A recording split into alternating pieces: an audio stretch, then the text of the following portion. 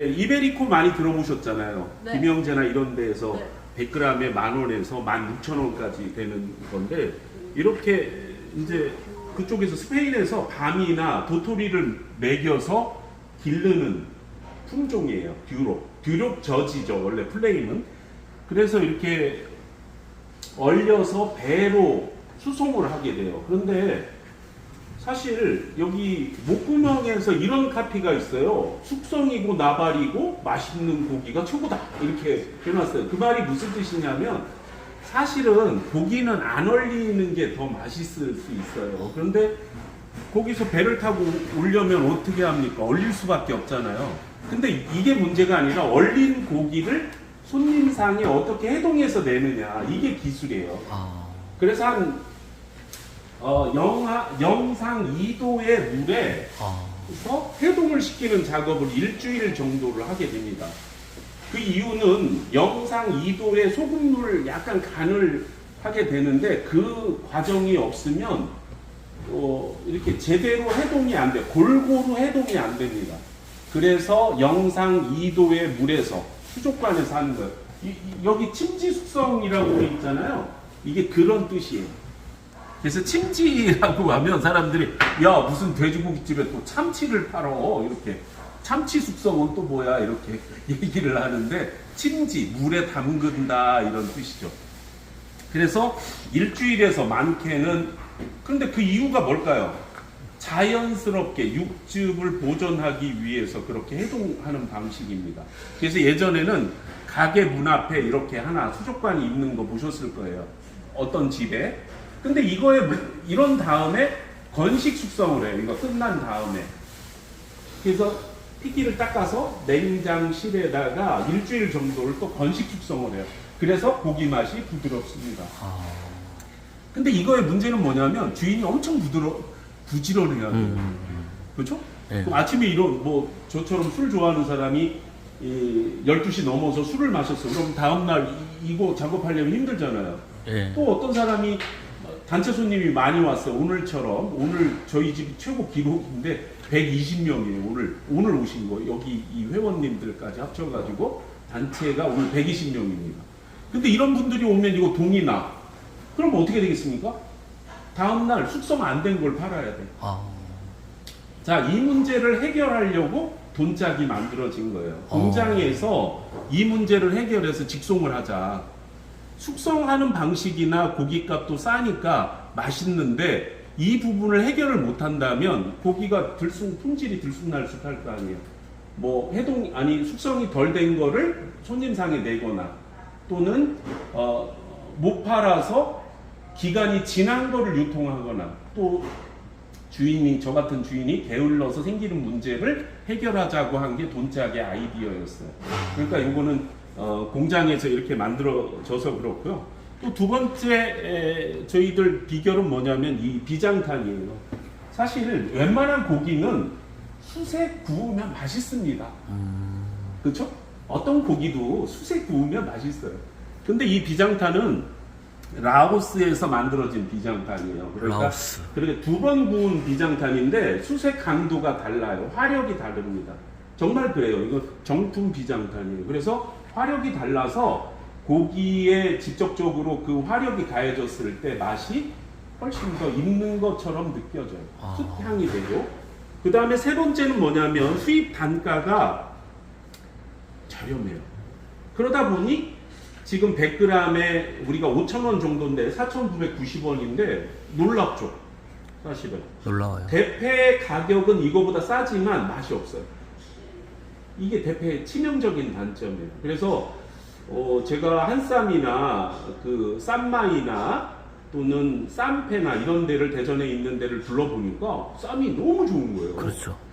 근데 몇 번을 가니까 힘들어. 그래서 우리 집사람한테 이 얘기를 했더니, 어떻게 지나다가 이거를 알게 된 거예요. 이 고기가 맛있구나. 그래서 저희 집에 샐러드 바를 잘 놓은 이유가 그겁니다. 물론 거기보다는 못해요. 그러나 이 고기의 이 품질의 가성비로 따졌을 때, 가성비가 무슨 말인지 알잖아요. 가격 대비 맛으로 따지면 난 대전 최고라고 자부합니다. 네, 그럴 수밖에 없어요. 네, 그래서 아까 말한 이런 아이디어 때문에 이거를 시작을 했고요. 그리고 가성비 맛집을 제가 표방합니다. 저희 집의 사업적 가치가 뭐냐, 누가 이렇게 질문을 했어요. 그랬더니 제가 한참 생각을 하니까 나는 가성비 맛집을 표방해야 되겠구나. 저희 사업 철학입니다. 네, 이 철학이라고 그러니까 좀 거창한데 정말 그렇습니다. 제 사업 철학이 가성비 맛집을 표방하는 집입니다. 아무리 맛있는 고기를 비싸게 팔 수 있어요. 그 아무나 할 수 있는 겁니다. 맛없는 고기를 싸게 팔 수도 있어요. 그러나 이 가격 대비 이 맛은 우리 집이 최고일 거라고 하는 게 제 사업 철학입니다. 그래서 가성비 맛집이다 이렇게 됐는데, 술은 왜 2,900원이냐 소주는. 아니 가성비 맛집으로 했더니 술값이 한 번은 5,000원으로 올렸어요. 한 달 전에. 그랬더니 2주간 손님이 안 오더라고요. 한 3분의 1 정도가 줄더라고요. 나 몰랐어요. 경기가 그래서 그랬는 줄 알았는데, 그래서 동네 사람들이 누가 그러는 거야. 저 집 술값 올랐대. 그래서 5,000원으로 하다가 4,000원으로 내린 거예요. 지금 저기 4,000원 써 있는 데 있죠. 5,000원으로 했다 4,000원을 덧방 해놓은 거예요. 그랬더니 와가지고 사람들이 뭐라고 그런지 아세요? 다시 내렸네? 경기가 이렇게 어려운데 5,000원인데 다른 집은 5,000원인데 이 집은 4,000원으로 내렸네? 막 이미지가 막 올라가더라고요. 근데 또 한 날 생각을 했어요. 저걸 3,000원으로 하면 어떨까? 그랬더니 괜찮대. 사람들이 너무 환영을 해요. 근데 3,000원보다는 2,900원이 임팩트가 있더라고요. 폭발력이 있더라고요. 네, 사람들한테 와, 고기도 싼데 술값도 싸. 그럼 이 집 사장은 뭐가 남지? 막 나를 걱정해 주면서 가는 거예요. 근데 그게 제 마케팅 포인트였어요. 왜? 손님들이 이거 뭐야 이 집 망하면 안 되잖아. 이런 느낌으로 가요. 이해가 되시죠? 가성비 맛집의 철학을 세웠고 그거에 맞춰서 이거를 짜게 된 겁니다. 단계별로. 그리고 저희가 블로그 지금 한번 들어가 보세요. 저희 돈짝에 들어가 보시면 영수증 리뷰가 530개 정도 돼 있습니다. 한번 들어가 보세요. 오류동 맛집이나 돈짝 오류점을 들어가 보면, 그렇죠? 네. 제가 자랑 하나 하겠습니다. 저 4개월 만에요. 블로그 이거 돈으로 산 거 아닙니다. 리뷰. 제가 인사해서 만든 거. 한 달에 130개 정도가 올라오는 거죠. 영수증 리뷰로. 손님들한테 계속 부탁을 했어요. 그럼 한수영님이 그 얘기 하셨어요. 이거 리뷰가 찐 적이다. 그래서 손님 이거 소주 한 병 드릴 테니까 리뷰, 영수증 리뷰 해주세요. 하는 분마다 계속 부탁을 했어요. 그러면 4개월에 이 정도면 대단한 거 아닙니까? 530개. 네, 이거 돈 주고 산 게 아니라는 게 더 대단한 거예요. 네, 제가 그거 했습니다. 그리고 이제 어떤 분이 주류상에 있는 분이 저한테 그러더라고요. 여기는 10만 원 먹기가 힘든데 10만 원 정도 되면 밖에까지 따라 나가서 인사를 감사합니다! 이걸 하래요. 그래서 내가 생각을 했어요. 뭐라고 했냐면 다 하겠다. 다 하겠다.